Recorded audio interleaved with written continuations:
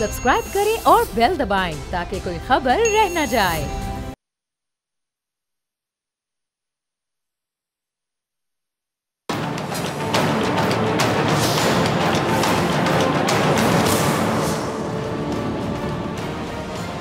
अस्सलामुअलैकुम, मैं हूँ डॉक्टर फ़िज़ा ख़ान और मैं हूँ पाकिस्तान। नाज़िम, किसी बादशाह के पास बहुत से मुलाजिम थे। बादशाह बहुत ज़्यादा मूडी था, दूसरों की बात समझना तो दूर की बात सुनता तक नहीं था। बादशाह सलामत को जब किसी की कोई बात बुरी लगती तो वो अपने मुलाजिमों को हुक्म देता कि इसे कुत्तों के आगे फेंक दिया जाए, और कुत्ते उस इंसान को चीर फाड़ देते। बादशाह ने नहायत करीबी मुलाजिमों में एक शख्स जो कि बादशाह के पास पिछले 20 साल से मुलाजिम था, उसे एक सवाल किया जिसका वो जवाब नहीं दे पाया। बादशाह ने अपने मुलाजिमों को हुक्म दिया कि इसे खूनख्वार कुत्तों के आगे फेंक दिया जाए। अब मुलाजिम ने बहुत मिन्नत समाजत की कि बादशाह सलामत, मुझे आपकी खिदमत करते हुए 20 साल हो गए हैं, मुझ पर ज़रा रहम किया जाए। उसने बादशाह से हाथ जोड़कर एक गुजारिश की कि मरने से पहले मुझे सिर्फ 10 दिन दे दिए जाएँ और ये मेरी आखिरी ख्वाहिश है। 10 दिन के बाद जो आपका हुक्म होगा। अच्छा, बादशाह उसे 10 दिन की मोहलत दे देता है। वो शख्स दरबार से निकलते ही सीधा वहीं चला जाता है जहाँ खूनख्वार कुत्ते बंधे होते हैं। वो 10 दिन कुत्तों की दिन रात खिदमत करता है, उनको खाना खुद खिलाता है, उन्हें नहलाता धुलाता है, यानी कुत्तों से दोस्ती कर लेता है। 10 दिन पूरे हो जाने पर बादशाह उसे एक बार फिर कुत्तों के आगे फेंकने का हुक्म जारी कर देता है। अच्छा, जैसे ही बादशाह के मुलाजिम उसे कुत्तों के आगे फेंकते हैं तो कुत्ते उसे काटने की बजाय उस मुलाजिम का पाँव चाटना शुरू कर देते हैं, उसके आगे पीछे दुम हिलाते फिरते हैं। अब बादशाह ये देखकर बहुत हैरान होता है और उसे कुत्तों के पिंजरे से बाहर निकालने का हुक्म देता है। बादशाह हैरानी से पूछता है, दरियाफ्त करता है कि तुमने इन खूनख्वार कुत्तों को आखिर क्या कहा जो बजाय तुम्हें नुकसान पहुंचाने के प्यार से ये तुम्हारे पाँव को चाट रहे थे। मुलाजिम बादशाह को कहता है कि बादशाह सलामत, मैंने 10 दिन लगातार इन कुत्तों की खूब खिदमत की, जिससे कुत्तों ने मेरी खिदमत की वफादारी में मुझे काटने और खा जाने के बजाय ये मुझे प्यार करने लगे और इन्होंने मेरी खिदमत की लाज रख ली। आपके साथ मैंने 20 साल गुजारे, आपकी दिन रात खिदमत की और आपने मेरी खिदमत का सिला मेरी मौत के परवाने की सूरत में दे दिया, यानी मुझे कुर्बान करने से भी गुरेज नहीं किया। नाज़िन, खिदमत और इक़्तिदार का फ़र्क यही है और इसीलिए कहा जाता है कि सियासत के सीने में कोई दिल नहीं होता। इसकी हालिया मिसाल गुजरात के चौधरी बरादरान की सूरत में देख लें। इसी सियासत की बदौलत चौधरीज़ ऑफ गुजरात अब एक नहीं रहे। गुजरात में वाक़ चौधरी बरादरान की मारूफ रिहाइशगाह ज़हूर पैलेस के बीचों बीच एक कहने के एक दीवार बना दी गई है, और वो जो ख़ानदानी तकसीम की आप कह लें कि अक्कासी भी करती है। और इसके एक तरफ चौधरी परवेज़ इलाही साहब का ख़ानदान है और दूसरी तरफ चौधरी शुजात का ख़ानदान मौजूद है, जो कि अब कह लें कि अपनी अपनी सियासत कर रहा है। और सियासत में भी यानी एक दीवार आपको नज़र आएगी, घर में भी भाई भाई के मद्दे मुकाबले कह दिया जाए तो गलत नहीं होगा। इस वक्त मेरे साथ मौजूद हैं चौधरी शाफे साहब। अच्छा चौधरी शाफे साहब, बहुत शुक्रिया ज्वाइन करने के लिए, वक्त देने के लिए। शाफे साहब, आप इंतखाबात में हिस्सा भी लेने जा रहे हैं, तो कैसी तैयारियां हैं? और इस बार एक अजीब सी चीज़ ये है कि भाई का मुकाबला भाई से हो रहा है, मतलब जब खानदानी मद्दे मुकाबिल हो तो कितना मुश्किल हो जाता है ये। बिस्मिल्लाहिर्रहमानिर्रहीम। पहले तो मैं आपको बता दूं, भाई का मुकाबला भाई से नहीं हो रहा, तो ये आपको पता नहीं किसने कहा है। और 6 महीने से हम कैंपेन कर रहे हैं, और जहाँ बात है हल्के की 2004 से मेरा आना जाना है, तो भाई का मुकाबला भाई से तो नहीं हो रहा। वो तो जो खातून है वो खड़ी। सर, मैंने मुहावरतन बोला कि भाई भाई के मद्दे मुकाबिल है, आपकी फैमिली से जो भी आपके मद्दे मुकाबिल हो वो मतलब भाई का मुकाबला भाई से कह लें। चौधरी शुजात और चौधरी परवेज बोला। जी जी जी, चलें ठीक है, इस सवाल को ऐसे ले लें कि जब खानदान आपस में मद्दे मुकाबिल होता है तो कितना मुश्किल होता है। सालिक साहब जो है, मेरे छोटे भाई जो है, वो शुजात साहब की पुरानी सीट पर खड़े हुए हैं, और मैं नीचे जो है वो एमपी के हल्के से कैंपेन कर रहा हूँ। अच्छा, आपके मद्दे मुकाबिल कौन है चौधरी शाफे साहब? जी क्या कह रही? आपके मद्दे मुकाबिल कौन है? नून लीग का कैंडिडेट। आपके मुकाबले में कौन है? आपके पीटीआई से कौन है? नून लीग का कैंडिडेट है जी, आजाद खड़ा हुआ है। नून लीग का कैंडिडेट नून लीग है और जमात इस्लामी है। और पीटीआई से कोई नहीं है? सालिक साहब के अगेंस्ट है पीटीआई से, ऊपर एमएनए की सीट पर। अच्छा, कौन है? मैं आपसे ये जानना चाह रही हूँ। वो कौन है? वो हमारी फूफी हैं, जिनको शुरात साहब ने 2.5 साल पहले कहा था कि सियासत में ना आए। जी, तो बस वो फैमिली का मुकाबला फैमिली से हो गया ना, यही मेरा सवाल था मुहावरतन। आपने कहा लोगों को समझ, मैंने कहा मुहावरा जरा क्लियर करते हैं आगे चलने से हाँ, पहले। ये है तो अफसोस ना कि हम तो ये चाहते थे कि सियासी खानदान इकट्ठा चले। अब वो अगले इकट्ठा नहीं चलना चाहते काफी अरसे से। मैं और सालिक साहब तो कुछ नहीं कर सकते अगर उन्होंने फैसला कर लिया हुआ। ठीक है, काफी अरसे से इकट्ठे ना चलने। ठीक है, यानी आपको आप चाहते थे कि ये ऐसा ना हो, आपने कोशिश भी की, आपकी बात से मुझे ये समझ आ रही है। जी जी, चौधरी शुरात हुसैन साहब ने भी कोशिश की खानदान इकट्ठा चले। तो डेडलॉक कहाँ पर आ रहा था? कोशिश की खानदान इकट्ठा चले, सियासी खानदान इकट्ठा चलता है तो बेहतरी होती है। उन्होंने फैसला कर लिया हुआ। तो ये जो सियासी इख्तिलाफात हैं ये काफी देर से चल रहे थे चौधरी शाफिज साहब, ये सियासी इख्तिलाफात जो इतनी देर से चल रहे थे, मुझे याद है पहले भी मेरे प्रोग्राम में आया, उसको काफी टाइम हो गया, काफी देर से पता क्यों नहीं हो रहे थे? आपने भी कोशिश की, डेडलॉक कहाँ पे आ रहा था? डेडलॉक तो दूसरी साइड से आ रहा था, हमारी तरफ से कोई डेडलॉक। ठीक है, अच्छा, ये जो आपकी अभी नून लीग से एडजस्टमेंट नहीं हो पाई, इसकी क्या वजह है? इसका डेडलॉक कहाँ है? ये जो है मुख्तलिफ डिस्ट्रिक्ट में तय हो गया था, जंग में, सियालकोट में, भावलपुर, भावनगर में और भी डिस्ट्रिक्ट में कि जी नून लीग के कैंडिडेट्स नहीं खड़े होंगे। तो जब हमें पता लगा कि नून लीग ने अपनी वहाँ पर कैंडिडेट्स को टिकटें दे दी हुई हैं, तो फिर सालिक साहब और मैंने भी ये फैसला किया कि हमें गुजरात में डिस्पेंड नहीं करनी। तो ये तो आप उनसे भी सवाल कर सकती हैं कि ऐसा क्या हुआ। तो नून लीग ने क्या आपके साथ हाथ कर दिया, हम ऐसा कह सकते हैं? नहीं, हाथ नहीं हो गया। नवाज शरीफ साहब के साथ पुराने ताल्लुकात हैं शुरात साहब के साथ, वो तब उनसे पूछ सकती है ना। हम तो ये चीज नहीं सोच रहे, हम तो दिन रात मीटिंग्स कर रहे हैं और जहाँ सीट एडजस्टमेंट नहीं हुई मुख्तलिफ डिस्ट्रिक्ट में, वहाँ पर हमने अपने उम्मीदवार खड़े कर दिए हुए हैं ट्रैक्टर के नाम पर। और हमारे उम्मीदवार बलूचिस्तान से भी कंटेस्ट कर रहे हैं, सिंध से भी कर रहे हैं। अच्छा, तो सबसे बड़ा कॉम्पिटिटर आपको कौन लगता है अपना वहां पे, जिससे आपका मुकाबला है?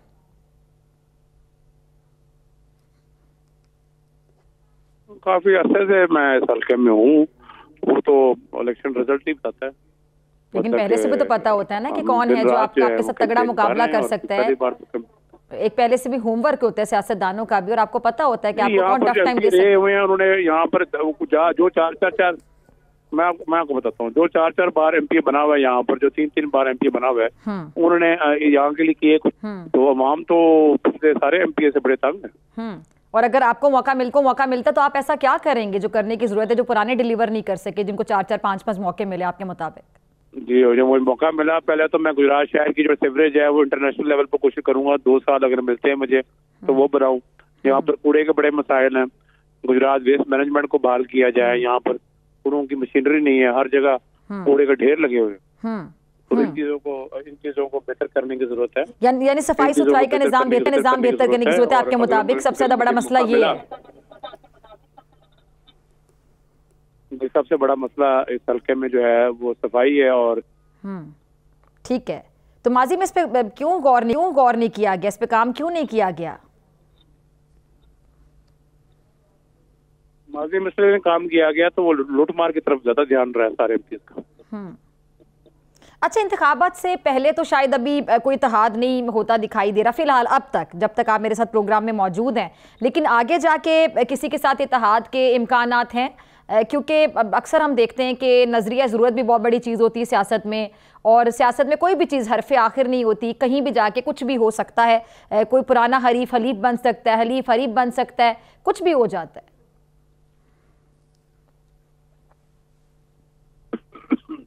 इस तरह के पंजाब में मुझे तो लग रहा है कि कोई भी मेजॉरिटी पार्टी नहीं लेगी। तो कल को हो सकता है कि पंजाब में हमारा अलायंस हो जाए तरीके इस्तेकाम से और नून लीग से। अच्छा, आप कह रहे हैं आईपीपी और नून लीग दोनों के साथ आप लोगों का अलायंस हो सकता है आगे जाके फ्यूचर में? हाँ जी, फ्यूचर में। और मतलब कि ये तो इलेक्शनों के बाद ही होगा। मैंने जैसा बताया आपको, कोई भी पार्टी पंजाब में जो मेजॉरिटी नहीं लेगी तो अलायंसेस के बगैर मेरा नहीं ख्याल गवर्नमेंट बन सकेगी। यानी फिर जो इत्तेहाद होगा, अलायंस होगा, वो बाद में जरूरत होगी वक्त की, मजबूरी भी कह सकते हैं, क्योंकि अभी तो नहीं हो पा रहा। जी, वो सारों के लिए मजबूरी होगी। तो अलायंसेस के बगैर तो गवर्नमेंट आपके मुताबिक अलायंसेस जो होंगे वो मजबूरी होगी सब पार्टियों के लिए? मजबूरी कह ले या उसको कोई भी वर्ड यूज कर ले, मगर मेरा अंदाजा ये कि जो बताया आप। ठीक है, जो काम मजबूरी से किया जाता है वो काम अच्छे तरीके से भी किया जाता है आपके मुताबिक? नियत सही हो तो काम अच्छे तरीके से किया जा सकता है। अगर किसी की नियत ही ये है कि फर्स्ट डे से अपनी जेब भरनी है तो फिर तो कोई काम नहीं होगा। ठीक है, ठीक है। अच्छा, चौधरी सरवर साहब की बड़ी मुलाकातें हो रही हैं शाफे साहब, सुनने में ये भी आ रहा है कि वो पीपल्स पार्टी की मुहिम चला रहे हैं, ये बात समझ नहीं आ रही, क्या कहेंगे? हाँ, चौधरी सरवर साहब ने आज हमें इत्मीनान में लिया हुआ है और वो इधर गुजरात भी आए थे, तो मेरे फारूक साहब की भी कर रहे हैं कैंपेन, तो हमारी पार्टी में ही है। क्या ऐसे हो सकता है कि एक बंदा और वो दो पार्टियों की मुहिम चला रहा हो? ये तो हम उनसे पूछ सकती हैं, ज्यादा बेहतर एक्सप्लेन कर देंगे। उनसे भी पूछ लेंगे, लेकिन आपसे भी पूछना समझ रही हूँ। बातचीत सरवर साहब के साथ हमारी बातचीत जो है वो होती रहती है और वो टाइम टू टाइम हमें चीजों पर अपडेट भी करते रहते हैं। ठीक है, मेरे सवाल का जवाब आपने फिर भी नहीं दिया चौधरी शाफे साहब। ठीक है, अच्छा चौधरी शाफे साहब, वो आपने वो जो पूछा है। जी जी जी जी, प्लीज बताइएगा। जी जी, नहीं आप बताएं। चलें, मैं आपसे जानना चाह रही थी कि कोई खातून वजीर आला पंजाब भी आप देखते हैं आगे जाके? आगे जाके तो किसी को नहीं पता वजीर आला कौन बनेगा, ये तो टाइम ही बता रहा। ठीक, उस्मान बुज़दार जैसा वजीर आला तो दोबारा कोई नहीं बनेगा ना?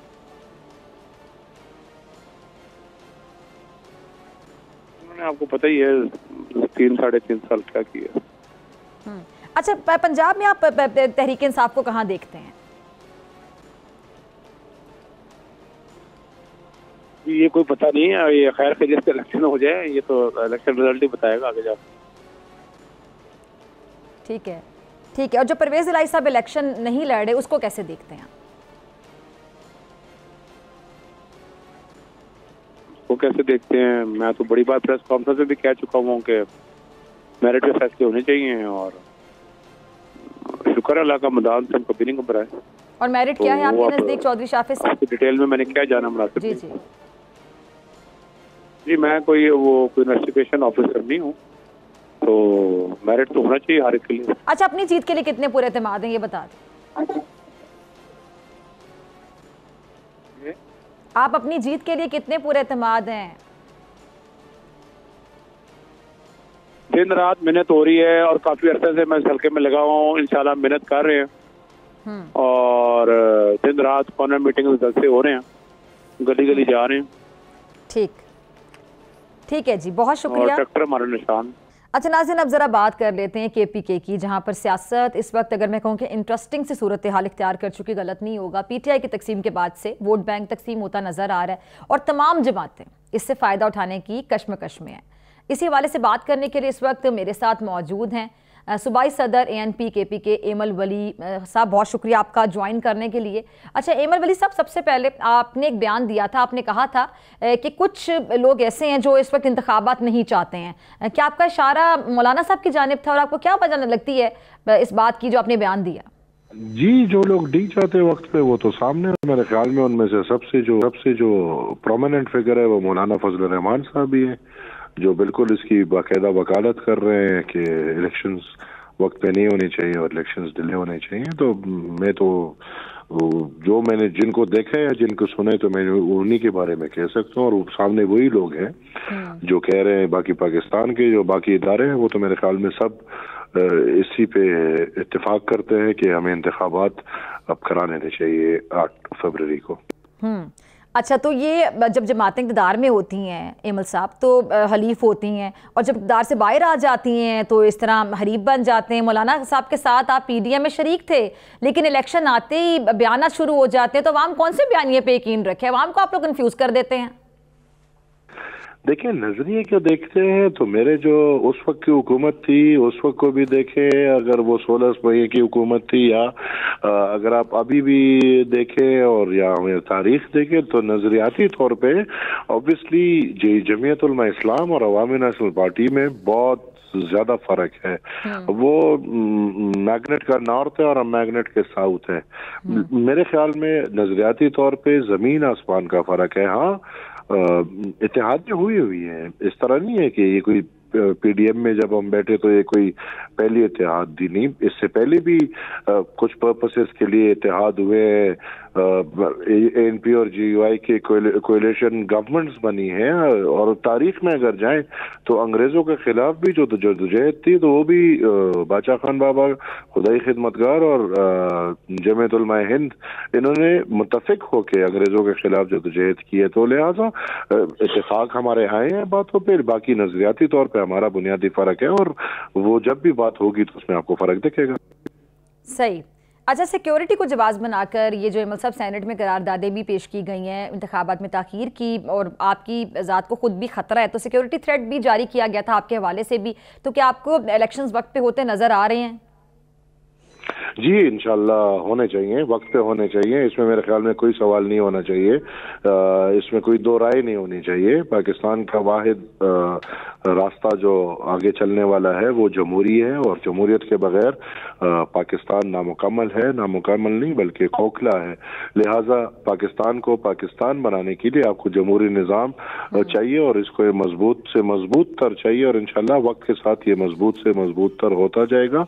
और मैं नहीं समझता कोई और रास्ता है, हमें अपने ज़ात से ऊपर होकर ये सब कुछ सोचना पड़ेगा। हमारी ज़ात से ये मुल्क की बात है तो मुल्क की बात पहले आती है, ज़ात बाद में आती है। तो लिहाजा अगर हमें थ्रेट्स है पिछले 20 साल से है, अल्लाह खैर करे, अल्लाह बचाने वाला भी खुदा है, मारने वाला भी खुदा है। जब खुदा नहीं मारेगा वो 100 दहशतगर्द आएंगे, हम नहीं मरेंगे, और जब खुदा ने मारना हो तो एक दहशतगर्द भी नहीं होगा और हम मर जाएंगे। लिहाजा जिंदगी और मौत का फैसला अल्लाह के हाथ में है, बाकी अपने अपनी सियासत करनी है और ये कोई एक्सक्यूज हम नहीं बना सकते कि इलेक्शंस को आगे डिले किया जाए। और दूसरी बात है कि अगर पाकिस्तान में एक दफा इस बहाने से या इस एक्सक्यूज से इलेक्शन पोस्टपोन होते हैं तो फिर हमें इलेक्शंस होते हुए दिखते नहीं, क्योंकि ये हालात तो पाकिस्तान में मैं समझता हूँ कि मजीद खराब। आप तमाम पार्टियों की अपनी अपनी सियासत की बात कर रहे हैं, तो अहमद साहब पीटीआई तो अब उस तरह से नजर नहीं आ रही है, खट्टक साहब भी मैदान में है, मौलाना साहब की जमात का भी वोट है केपीके में, तो एएनपी को इस बार हम कहाँ देखें इलेक्शन में? कैसी तैयारी है, मुकाबला किससे आपकी जमात का? मुकाबला जी हमारा मेरे ख्याल में अगर आप देखें तो वही जो जीयूआई है उनके साथ है। पीटीआई इज डेड बॉडी, मेरे ख्याल में उसको दफन कर दें और उसके लिए दुआ करें कि अल्लाह उनके लिए आसानी पैदा करे, उनसे जो गुनाहें हुई हैं, खताएं हुई हैं, अल्लाह उसमें उनके लिए आसानी पैदा करे, उनको अल्लाह कब्र के अजाब से बचाए, उनको अल्लाह बाकी उनके लिए अब ये वो पीटीआई इज डेड बॉडी, उसके लिए अब ये दुआएं करो कि अल्लाह उस पर रहम करे, अल्लाह उनके और मजीद मामला ठीक करे। बाकी मुकाबला हमारा इधर एक्सट्रीमिस्ट फोर्सेस से, जो मजहबी कुव्वतें हैं उनसे है और जो मैदान में लग रहे हैं उन्हीं के साथ हमारा मुकाबला होगा। ठीक है। अच्छा, बहुत सारी जमातें लेवल प्लेइंग फील्ड का शोर मचा रही हैं, कहा जा रहा है कि सिर्फ एक जमात के लिए जो रास्ता है, ये राह है, उसको हमवार किया जा रहा है, तो क्या आपकी जमात को भी कोई शिकायत हैं इस हवाले से, लेवल प्लेइंग फील्ड के हवाले से? देखिए, जो बातें हैं वो तो बिल्कुल ठीक है। अच्छा। वो राइटिंग ऑन द वॉल है, जुबान ज़द आम है, हर किसी को पता है कि क्या है और क्या नहीं है, लेकिन ये कोई नई बात नहीं है पाकिस्तान में। ये कुछ पहली दफा नहीं है जो ये सब हो रहा है, ये मेरे ख्याल में और ना आखिरी दफा है। हमें इसको मद्देनजर रखते हुए मतलब कि पाकिस्तान में ये आपको ये सहूलत मुयसर नहीं जिस सहूलत के लिए आप कोशिश करो, और ये अच्छा नाम सुन लिया है, लोगों ने सीख लिया है भाई लेवल प्लेइंग फील्ड। बाकी पाकिस्तान में आप तारीख रखें तो ये चीजें नहीं, बस फील्ड मिल जाए, टूटी फूटी फील्ड हो, उसको हम कोशिश करेंगे कि उसमें हम खेल लें, बड़ी बात है। तो इधर आप लेवल प्लेइंग फील्ड के लिए। अच्छा, ये जो ज़रा इंट्रा पार्टी इंतखाबात है उसकी मैं बात करना चाहूँगी, आप कैसे देखते हैं इस फैसले को जो निशान ले लिया गया एक जमात से, और एक तनकीद ये की जा रही है अहमद साहब कि आपकी पार्टी को 20,000 जुर्माना करके छोड़ दिया गया जबकि दूसरी जमात से निशान ही ले लिया गया, ये तनकीद आपकी नज़र में बजा है, जायज़ है? देखिए जी, फर्क है ना, आप इसको इस तरीके से नहीं देखे कि निशान ले लिया गया। निशान क्यों ले लिया गया? हमारे आइन में कुछ चीजें बहुत वाज़ेह लिखी हुई है और उसमें ये बात है कि आपको इंट्रा पार्टी इलेक्शंस 5 साल के अंदर अंदर कराने होंगे। पीटीआई के इंट्रा पार्टी इलेक्शंस जो है वो कोविड से पहले से इनको नोटिस हो रही हैं और इनको बोला जा रहा है वो कोई 7 के 7.5 साल बाद इनको बोला गया कि कराएं, और वो इलेक्शंस इन्होंने मजाक किया है। आपको भी पता है, मुझे भी पता है, पीटीआई वालों को भी पता है, ये जो बैरिस्टर गौहर है इसको भी पता है, सबको पता है कि वो इंतखाबात कैसे हुए, वो एक मजाक था और उस मजाक के बुनियाद पे आइन का तकाजा था और उनसे वो जो निशान है वो ले लिया गया। जहां तक अवामी नेशनल पार्टी की बात है, हमारा केस उन्होंने सुना, हमारे अभी 5 साल पूरे नहीं हुए, हमारे 5 साल पूरे होने हैं। जो तारीख हमें दे दी गई मई में, हमारे अपने आइन में 4 साल है जो 1 साल एक्सटेंडेबल है, लेकिन फिर भी उन्होंने हमारे ऊपर 20,000 रुपए जुर्माना लगाया समेत इसके के वक्त पूरा होने तक अपने इंतखाबात कराएं। तो हमारा तो अभी तक वक्त भी पूरा नहीं हुआ, तो आप क्या चाहते हैं कि वही सजा हमें मिले जिनको उससे मिलनी चाहिए? लिहाजा आपको केस टू केस देखना पड़ेगा और दोनों में बहुत फर्क है। ठीक है जी, बहुत शुक्रिया आपके वक्त के लिए। नाकातों की ब्रेक के बाद, और ब्रेक के बाद एक बड़ी खबर।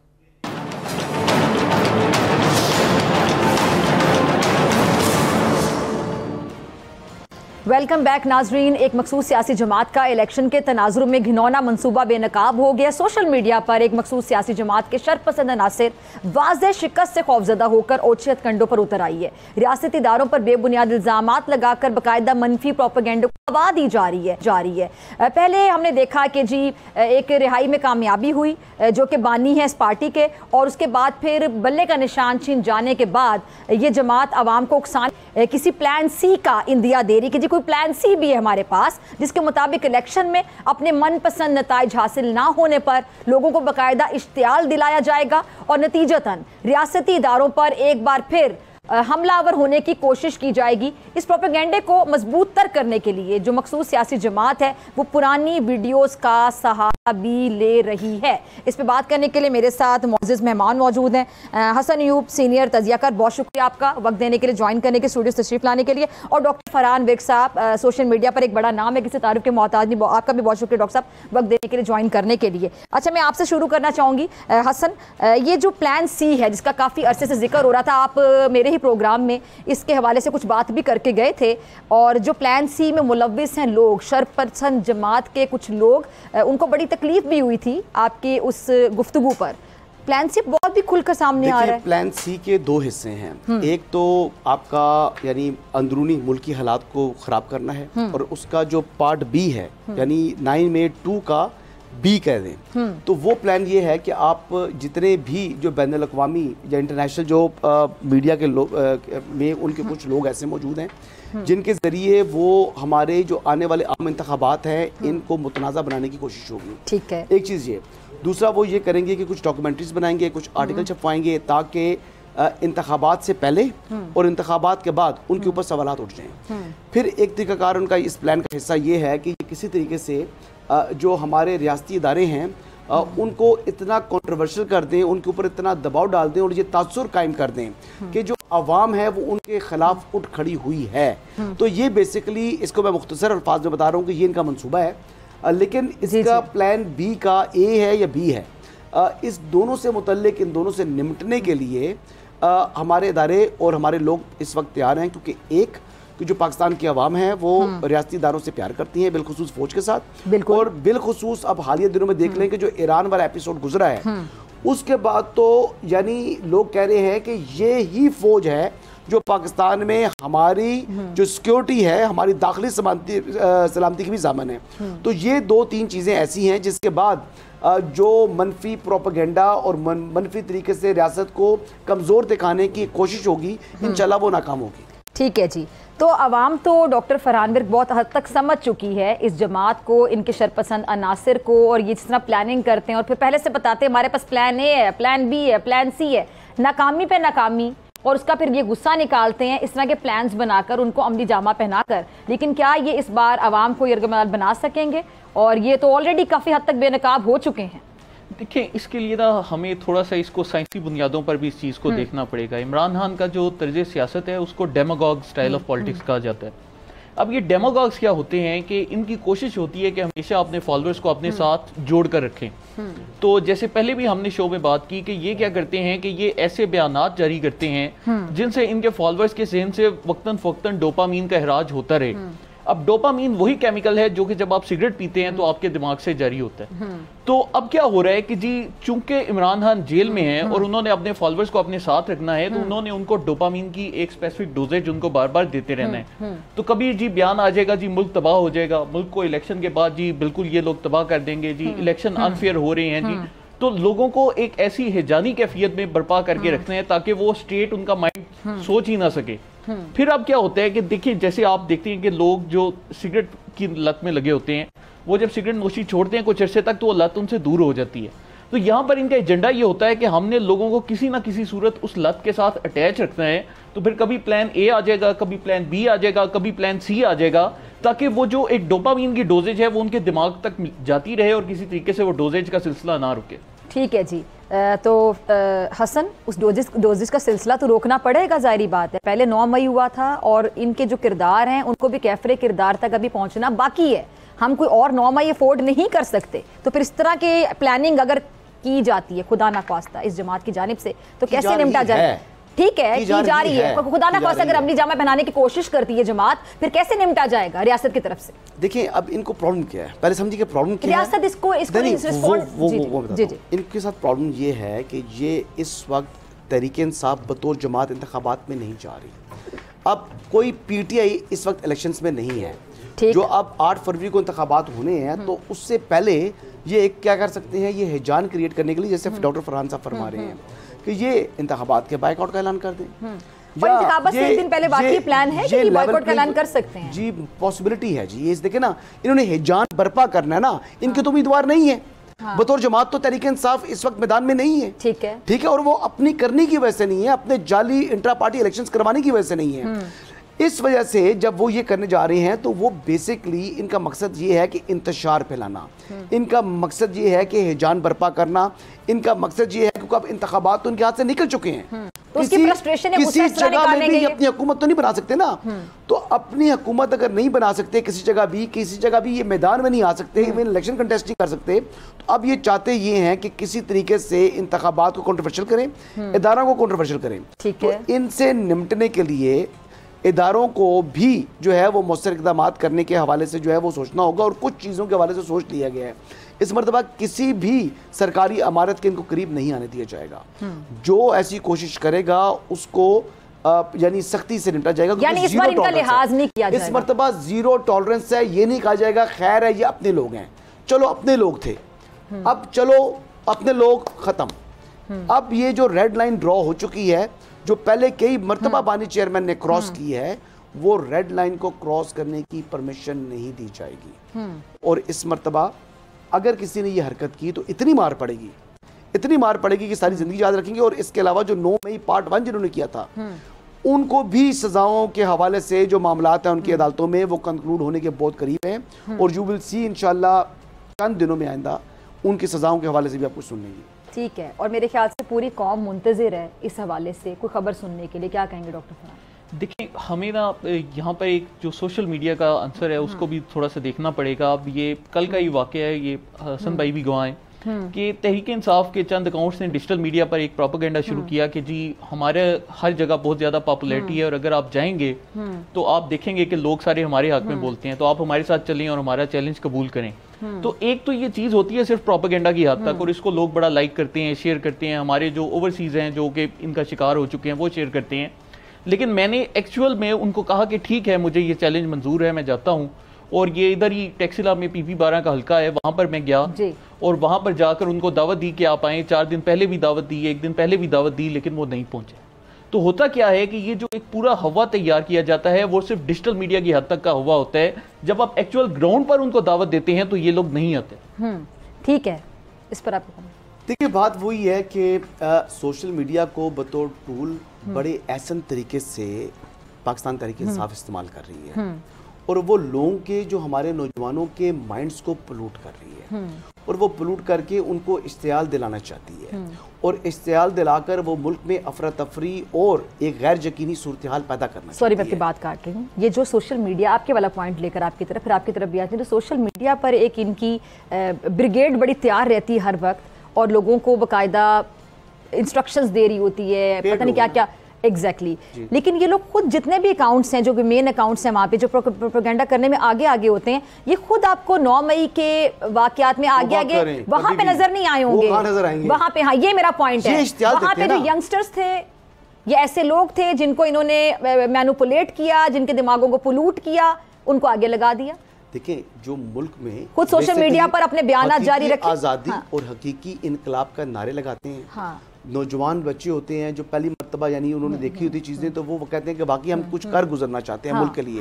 उनकी कईयों की नीयत पर शुबा नहीं किया जा सकता, उनकी अकल के ऊपर मातम किया जा सकता है, क्योंकि उनको जिन्होंने माइंड प्लूट कर दिया, ब्रेन वॉश कर दिया और फिर इनको धकेल देते हैं, रियासत के सामने ले आते हैं। तो अभी मैं इनको ये बता रहा हूँ उन नौजवानों को कि देखो, आपका कैरियर है, आपकी जिंदगी है, आप किसी के बहकावे में मत आएं, अपना अच्छा बुरा और नफे नुकसान को खुद समझें। किसी ने आपको बचत नहीं करना। जिस तरीके से जब लोग चले जाते हैं जेलों के अंदर, गिरफ्तार हो जाते हैं, तो फिर ये लोग उनके पीछे एक पेशी के ऊपर तक नहीं पहुंचते, तो बातें करते हैं ये हकीकी आज़ादी की। आज़ादी मादी कोई नहीं है, सिर्फ अपनी सियासत चमका रहे हैं ये लोग, और ये अपना सियासी चूरन बेच रहे हैं, जिसके लिए यंगस्टर्स को यूज किया जा रहा है, इस्तेमाल किया जा रहा है। इन नौजवानों का मुस्तकबिल है और पाकिस्तान का मुस्तकबिल भी इन्हीं नौजवानों के साथ वाबस्ता है। तो इनको भी सोचना चाहिए, इनके वालिदैन को सोचना चाहिए, समझाना चाहिए अपनी औलाद को कि किसी के बहकावे में मत आएं, और बिल्कुल जो है ऐसी हरकत रियासत के खिलाफ खड़ा होने के हवाले से आपको कोई भी ऐसा कोई करने का बोले तो आप उसको कहें जी कि बहुत शुक्रिया, आप उसकी एक बात एक कान से डालें, दूसरे कान से निकाल के बाहर फेंकें। अच्छा, प्लान सी सारी खबरें आती तो वहीं से कि जी अब बानी जो था इस पार्टी का चेयरमैन, उसने ये बोल दिया, मतलब वहीं से लेकर आते हैं ना खबरें कि भी हमें वहां से ये पता चल गया, हमारे बानी जो थे पार्टी के, उन्होंने ये कह दिया चेयरमैन साहब, और ये कह दिया। सुना कि जेल सुपरिटेंडेंट से लड़ पड़े थे आज, बहुत ज़्यादा गुस्से में थे, फ्रस्ट्रेटेड थे, गुस्से का इजहार किया जा रहा था, तो फिर रोका जा रहा था उनको कि क्यों इस तरह कर रहे हैं। देखें, बात ये है कि उनकी फॉलोइंग कल्ट फॉलोइंग बन की ना, तो जो कल्ट थे तो वो अपने आप को कानून से बालातर समझना शुरू करे। फिर कई लोगों ने खुदा न खास्ता ऐसे अल्फाज अदा किए जो कि आप किसी इंसान के बारे में इस तरह की हम बातें आप आजकल नहीं कर सकते, उनको ओलिया वली या कुछ ऊपर भी दर्जा दे रहे थे, तो वो इंसान का दिमाग जो है ना वो ख़राब हो जाता है, अस्तगफुरुल्लाह। तो फिर उनका खासी हद तक जो है वो ज़हनी जो उसमें चीज़ में वो मुब्तला हो चुके थे, खुशफहमी में, तो वो अब जब किसी जगह पर उनको बताया जाए कि जी आप कानून को ये कहता है और आप ये काम ना करें, तो उसमें इश्तियाल में आगे फितरी बात है उनकी। तो मेरे ख्याल से मैं तो उनके साथ सिंपथीज़ हैं, अल्लाह ताला उनको जो है वो इस मुश्किल से निकाले, लेकिन उनको खुद भी अपनी इस्लाह करनी चाहिए बानी चेयरमैन तहरीक इंसाफ को, और वो तौबा करें। इंसान के लिए तौबा की गुंजाइश हमेशा मौजूद रहती है, तौबा करनी चाहिए, इस्तगफार करनी चाहिए और इस तमाम चीज़ों से बाहर निकलना चाहिए। वो तौबा इस्तगफार की बात कर रहे हैं, चीज़ों से बाहर निकल के बात करते हैं, अगला प्लान सी तो प्लान सी नहीं तो प्लान डी देने बैठ जाएगा। देखिए, वो उनकी मजबूरी बन चुकी है। देखिए, ये एक विशियस साइकिल है। आपको हर दफ़ा पिछली दफ़ा से ज़्यादा बड़ा इश्तियाल अंगेज बयान देना है, अगर आप वो नहीं देंगे तो आपके जो फॉलोअर्स हैं वो आपको छोड़ना शुरू कर देंगे। तो ये अब उनकी मजबूरी है। अगर वो जिस वक्त भी, अगर वो जैसे हसन भाई अभी कह रहे हैं कि वो तौबा कर लें, लेकिन अगर वो पुरअमन सियासत की जानिब आते हैं, आ सकते हैं, वैसे एक सवाल है, वो नहीं आ सकते ना। मैं यही आपको समझा रहा हूँ कि विशियस साइकिल उनका जारी है। अगर वो पुरअमन सियासत पे आएंगे तो डोपामीन की डोजेज मिलना बंद हो जाएगी। अच्छा, वैसे जब आप डोपामीन कहते हैं, डॉक्टर्स तो समझते हैं कि डोपामीन क्या होती है, डोपामीन पे भी बड़ा चिढ़ जाते हैं ये सोशल मीडिया के लोग, क्यों? तो वो यही वजह है ना। देखिए, जब भी आप उनको बताएंगे कि आप इस चीज, अब आप अगर मैं सिगरेट नोश हूं और आप मुझसे सिगरेट छीनेंगी तो मैं चिढ़ूंगा ना। हाँ, तो ये क्योंकि आपको उसकी तलब हो रही है, ये उससे मिलती जुलती चीज है। अब इसके ऊपर ही जैसे हसन भाई ने बात की, हम अगर देखें तो इनके जो ओवरसीज थे बड़े बड़े इनके यूट्यूबर्स थे, वो एक वो भगोड़े मेजर साहब है, वो जिनका कोर्ट मार्शल हो गया है, 9 मई के दिन उन लोगों की प्रॉपर वीडियोस मौजूद हैं जिसमें वो नौजवानों को गाइड कर रहे हैं कि आपने इस जगह जाना है, आपने इधर अटैक करना है, इस गली नंबर जाना है। और 3 दिन बाद, लिटरली 3 दिन बाद वो बंदा कह रहा है कि 9 मई एक फॉल्स फ्लैग था और ये वाकया जो उनसे खुद करवाया गया। जो बंदा लोगों को हिदायत दे रहा है वो बंदा इसको फॉल्स फ्लैग कह रहा है, लेकिन जो इनके पैरोकार हैं वो इस चीज को भी नहीं समझ पा रहे। तो इससे ज्यादा नौजवानों को बेराहरुई की तरफ कैसे लेकर जाया जा सकता है? ये वाकई पॉइंट है कि जो इंस्ट्रक्शन दे रहा है, जिसकी वीडियो में बाकायदा शक्ल है, जो अपनी आवाज से बोल रहा है और मुल्क के खिलाफ बात कर रहा है, sorry to use this word, मैं तो ये कहूंगी कि मुल्क के खिलाफ वो बंदा बकवास कर रहा है, अपना एजेंडा बेच रहा है, अपनी घिनौनी जो मजमूम उसके इरादे हैं वो बेच रहा है, और बाद में वो कह रहे हैं कि अच्छा हम तो थे ही नहीं। हाँ, तो वो ऐसी बात है ना, वो बेसिकली जितनी भी सक्सेस होती है वो अपनी तरफ ले आते हैं और जितने फेलियर्स होते हैं वो दूसरों पर डाल देते हैं। तो इनके पास इस मरतबा जो बड़ा संगीन किस्म का उन्होंने प्लान बनाया हुआ है, और इस प्लान को नाकाम बनाने के हवाले से अगर मैं कहूँ कि अगर इंटरनेट भी आखिरी इंतखाबात के नज़दीक अगर उसको ख़त्म कर दिया जाता है, तो मेरे ख्याल से एक लार्जर इंटरेस्ट के अंदर एक लार्जर पिक्चर को देखते हुए मेरा से इसमें कोई मुज़ायका नहीं होगा, क्योंकि उसमें हमने अपने लोगों की, चाहे इनकी साइड के हैं, इनके वर्कर्स हैं, उनकी सिक्योरिटी को भी जो है इंश्योर करना है, और रियासत का काम होता है कि जब ऐसे हालात बने तो आप डिसीजंस लें। तो अब इंटरनेट के हवाले से, यानी मैं आपको बताऊं कि वैसे तो ये ग्लिच वगैरह की बात कर रहे हैं, लेकिन यानी आप यहाँ इस प्लेटफॉर्म से मुतालिबा कर रहे हैं कि इस तरह की प्लान अगर सामने आज इंटरनेट के ग्लिचेस वगैरह की बात की है, बस सीधी बात करें कि इन्फॉर्मेशन है, अगर मेरे तक ये पास इन्फॉर्मेशन है तो आपका क्या ख्याल है कि रियासत के पास इन्फॉर्मेशन आ चुकी है? आप यानी इस इन्फॉर्मेशन के बाद या आपकी जो एक रिपोर्ट, मेरा मुतालबा करने वाला मैं कोई नहीं हूँ, मैं खाली जो है ना एनालिसिस कर बता रहा हूँ पाकिस्तान के कर सकते हैं। आप मुतालिबा क्यों नहीं कर सकते? डिसीजन मेकर्स के काम है, उन्होंने क्या करना है, लेकिन मैं अपनी जाती राय है, मेरी जाती राय अच्छा करना चाहिए आपके मुताबिक, चले मैं इस तरह पूछ रही हूं, करना चाहिए और अब कर भी रहे हैं कि इंटरनेट अगर उसको बंद कर दिया जाए, ठीक है, अगर इस प्रोस्पेक्ट के अंदर देखते हुए कि आपने अपने सिटीजन्स की सिक्योरिटी को इंश्योर करना है, तो कोई मुज़ायका नहीं है। ठीक है, खुदा ना ख्वास्ता ये इस तरह की बातें कर रहे हैं कि ये मैं तो सुन के भी आपकी रूह काम जाती है, ये सुकूते ढाका जैसे अल्फाज भी सुनने को मिल रहे हैं। ये क्या, ये क्या चाह रहे हैं? देखिए, वो वही मैं जिस तरह आपको बताया, ये विशियस साइकिल है। आपको हर दफा पहले से ज्यादा बड़ा डोज देना पड़ेगा, फिर ही वो शख्स आपके साथ जुड़ा रहेगा। अगर आप डोजेज कम करते हो या आप अपने बयानात में कोई सेंसिबल बयान देते हो, तो वही लोग जो कि आपके साथ चल रहे हैं वो आपको उल्टा आपके पीछे पड़ जाएंगे। वो इनको कहेंगे कि जी आपने हमें धोखा दिया, हमारे साथ दगाबाजी की, आपने हमें आगे लगाया। तो अब क्या है कि इनको अपना साइकिल मेंटेन करने के लिए पहले से ज्यादा पुरतशद्दुद और पहले से ज्यादा एग्रेसिव कलमात अदा करने पड़ते। तो फिर अब रियासत को भी इनको कोई टीका लगाना चाहिए ना, अब कोई हमारे पास भी ऐसा एंटीडोट होना चाहिए कि हम इनको रोक सकें। देखिए मजाक तो नहीं चल रहा ना डॉक्टर फरहान, एक नया हथियार है, मजाक तो नहीं चल रहा कोई। जैसे ही हसन भाई ने बात की, अभी इनके पास एक नया हथियार आर्टिफिशियल इंटेलिजेंस की सूरत में आ चुका है। अब क्या हो रहा है कि जी हर रोज उनकी नई ऑडियोज आ रही। अब लेट सपोज इलेक्शन डे से 2 दिन पहले ये एक नई ऑडियो आर्टिफिशियल इंटेलिजेंस से तैयार कर लोगों को कहते हैं कि जी आपने इलेक्शन वाले दिन कोई ऊट पटांग हरकतें करनी है, तो ये बिल्कुल एक पॉसिबिलिटी हो सकती है। फिर एक जो दूसरी चीज है जो कि हमारे जराए ने बताया, जो कि अभी भी पीटीआई सोशल मीडिया में मौजूद हैं, उन्होंने बताया कि यार ये अभी दुनिया के बहुत से ममालिक से इलेक्शन रिगिंग की वीडियोस इकट्ठी कर रहे हैं। उन वीडियोस का पूरा एक डाटा बैंक बनाया जा रहा है ताकि इलेक्शन डे पर पूरी दुनिया से वो वीडियो शेयर की जाए और लोगों को दिखाया जाए कि जी पाकिस्तान की वीडियोस हैं। तो ये जो प्लान सी है उसके ऊपर आहिस्ता आहिस्ता इन्होंने अमल करना शुरू कर दिया। और हमें इस वक्त हम इसके लिए इंडिविजुअली क्या कर रहे हैं कि हम भी अपने सूरत में इन तमाम वीडियोस का डाटा बैंक इकट्ठा कर रहे हैं, लेकिन चूंकि इनकी एक ओवरसीज आउटरीच बहुत ज्यादा है, तो ये वहां से बहुत सा मवाद लेकर आ सकते हैं। जी तो फिर अगर पहले से इतना कुछ कर रहे हैं तो इनको रोकने के लिए फिर हमारी तरफ से क्या कुछ होना चाहिए? बात ये है कि अभी फॉरेन मीडिया को भी साथ अलाइन कर रहे हैं। ये गोल्ड स्मिथ के हवाले से जो बातें सुनने को मिल रही हैं, जो तलात मिल रही है, इनके अंदर के लोग बोल रहे हैं, तो वहां से वो अपने ऐसे आर्टिकल्स अभी पब्लिश कराएंगे, ये मुख्तलिफ किस्म की जो है वो डॉक्यूमेंट्रीज बनवाएंगे, और बज़ाहिर तो वो बड़े क्रेडिबल जो है वो इदारे होंगे, लेकिन उस चीज़ को क्योंकि ये गलत फीड कर रहे हैं उनको और उन लोगों से गलत चीज़ें करवा रहे हैं, तो एक पूरा पूरा प्लान है पाकिस्तान के इंतखाबात को मुतनाज़ा बनाने के हवाले से, जो 8 फरवरी को होने जा रहे हैं। अल्लाह ताला रहम करे, लेकिन इनके अज़ाइम बड़े ख़राब हैं और हमारे लोगों को भी जो ऐसी पब्लिकेशंस अगर आती हैं तो उनके ऊपर एतमाद करने की ज़रूरत नहीं है, क्योंकि इस वक्त एक ऐसा लॉबी थी जिनका एक पाकिस्तान में इंतशार के लिए एक प्रॉपर 20-25 साल पुराना प्लान था, वो मंसूबा नाकाम होता जा रहा है। और उसका क्रेडिट जाता है हमारे chief farming staff general Asim Munir को, कि उन्होंने बड़े एहसन तरीके से और हमारे इदारे ने बड़े एहसन तरीके से उस सारे मंसूबे को कई साल की मेहनत के ऊपर मट्टी जो है ना वो फेर दी है, उसके ऊपर जो है ना वो बिल्कुल उस आग को बुझा दी है। तो अल्लाह करे कि अब आखिरी सांसें ये आग ले रही हैं तो इसको बुझा दिया जाए।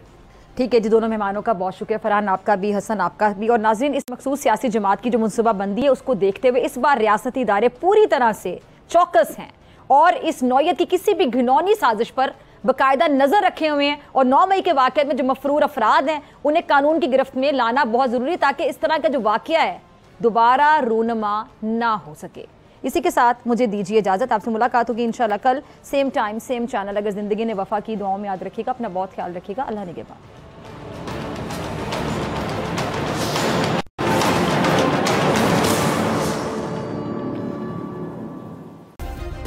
सब्सक्राइब करें और बेल दबाएं ताकि कोई खबर रह न जाए।